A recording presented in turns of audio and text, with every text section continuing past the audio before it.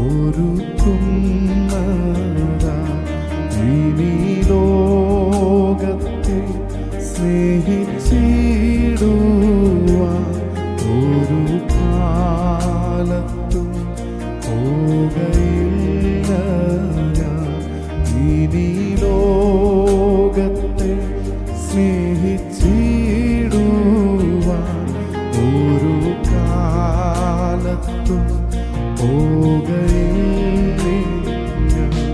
എൻ്റെ ആയുസ്സ് ദിനമൊക്കെ അങ്ങേ മാത്രം ഞാൻ ഇനി സേവിക്കും.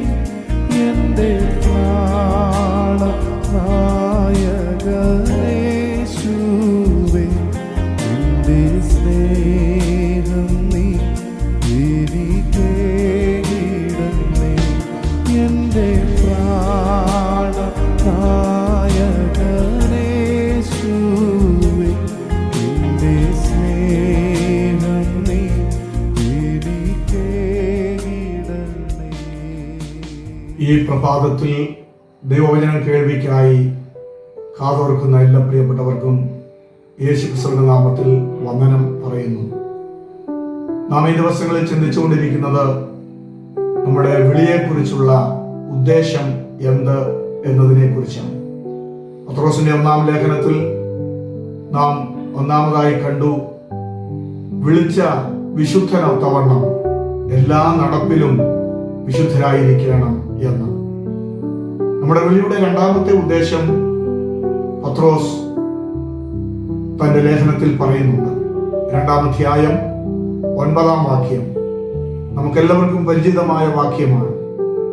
നാം അവിടെ വായിക്കുന്നത്, നിങ്ങളോ അന്ധകാരത്തിൽ നിന്ന് തന്റെ അത്ഭുത പ്രകാശത്തിലേക്ക് നിങ്ങളെ വിളിച്ചവന്റെ സൽഗുണങ്ങളെ ഘോഷിപ്പാൻ തക്കവണ്ണം തിരഞ്ഞെടുക്കപ്പെട്ട ഒരു ജാതിയും രാജകീയ പുരോഹിത വർഗവും വിശുദ്ധ വംശവും സ്വന്തം ജനവും ആകുന്നു.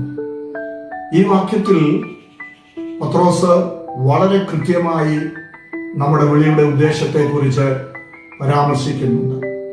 അവിടെയും നാം ചിന്തിക്കുമ്പോൾ ദൈവം നമ്മെ വിളിച്ചത് എവിടെ നിന്നാണ് എന്ന് ഓർമ്മപ്പെടുത്തുന്നുണ്ട്. നാം ഒരിക്കൽ അന്ധകാരത്തിലായിരുന്നു, നാം ഒരിക്കൽ പിശാചിന്റെ അടിമയിലായിരുന്നു, നാം ഒരിക്കൽ പാപത്തിന്റെ പിടിയിലായിരുന്നു. അന്ധകാരത്തിൽ നിന്നും പാപത്തിന്റെ പിടിയിൽ നിന്നും അത്ഭുതകരമായ പ്രകാശത്തിലേക്ക് കർത്താവ് നമ്മെ കൊണ്ടുവന്നു. കർത്താവ് നമ്മെ വിളിച്ചു. എന്തിനു വേണ്ടിയാണ് നമ്മെ വിളിച്ചതെന്ന് അവിടെ നമുക്ക് കാണുവാനായിട്ട് കഴിയുന്നു. വിളിച്ച ദൈവത്തിന്റെ സൽഗുണങ്ങളെ ഘോഷിക്കുവാനാണ് അവൻ നമ്മെ വിളിച്ചിരിക്കുന്നത്. എന്നെ കേൾക്കുന്ന പ്രിയപ്പെട്ടവരെ, നമ്മുടെ വിളിയുടെ ഈ ഉദ്ദേശം നമുക്ക് തിരിച്ചറിയുവാനായിട്ട് കഴിഞ്ഞിട്ടുണ്ടോ? നമ്മെ സ്നേഹിച്ച, നമ്മെ പാപത്തിൽ നിന്ന് വിടുവിച്ച, നമ്മെ ജീവിതത്തിന്റെ എല്ലാ അധപ്പതനത്തിൽ നിന്ന് ഉദ്ധാരണത്തിലേക്ക് കൊണ്ടുവന്ന ആ നല്ല കർത്താവിന്റെ നന്മയെ ഘോഷിക്കുവാൻ, ആ നല്ല കർത്താവിന്റെ പ്രവൃത്തിയെ മറ്റുള്ളവരോട് പങ്കുവയ്ക്കുക എന്ന ഉദ്ദേശത്തോടെയല്ലേ കർത്താവ് നമ്മെ വിളിച്ചത്? നമ്മുടെ ജീവിതത്തിൽ ആ ഉദ്ദേശം നിറവേറ്റുവാനായിട്ട് നമുക്കിതുവരെ സാധിച്ചിട്ടുണ്ടോ? വാക്യം വളരെ കൃത്യമായി നമ്മെ ഓർമ്മപ്പെടുത്തുന്നത് അവന്റെ സൽഗുണങ്ങളെ ഘോഷിപ്പാൻ തക്കവണ്ണമാണ് ദൈവം നമ്മെ വിളിച്ചിരിക്കുന്നത്. അതേ പ്രിയമുള്ളവരെ, നമ്മുടെ ജീവിതത്തിൽ കർത്താവ് നമുക്ക് വേണ്ടി ചെയ്ത നന്മകൾ മറ്റുള്ളവരോട് പറയുവാൻ, മറ്റുള്ളവരോട് ഈ കർത്താവിനെ പരിചയപ്പെടുത്തുവാനുള്ള വലിയ ഉത്തരവാദിത്വം നമുക്കുണ്ട്. നമ്മെ വിളിച്ച ആ ഉദ്ദേശം നമ്മുടെ ജീവിതത്തിൽ നിറവേറപ്പെടുവാൻ ദൈവസന്നിധിയിൽ നമുക്ക് സമർപ്പിക്കാം, പ്രാർത്ഥിക്കാം. കർത്താവേ, അങ്ങയുടെ സന്നിധിയിൽ ഞങ്ങളെ തന്നെ സമർപ്പിക്കുന്നു. അന്ധകാലത്ത് നിന്ന് ഞങ്ങളെ വിളിച്ച കർത്താവിന്റെ സൽഗുണങ്ങളെ മറ്റുള്ളവരോട് ഘോഷിക്കുവാൻ ഞങ്ങളെ സഹായിക്കണമേ.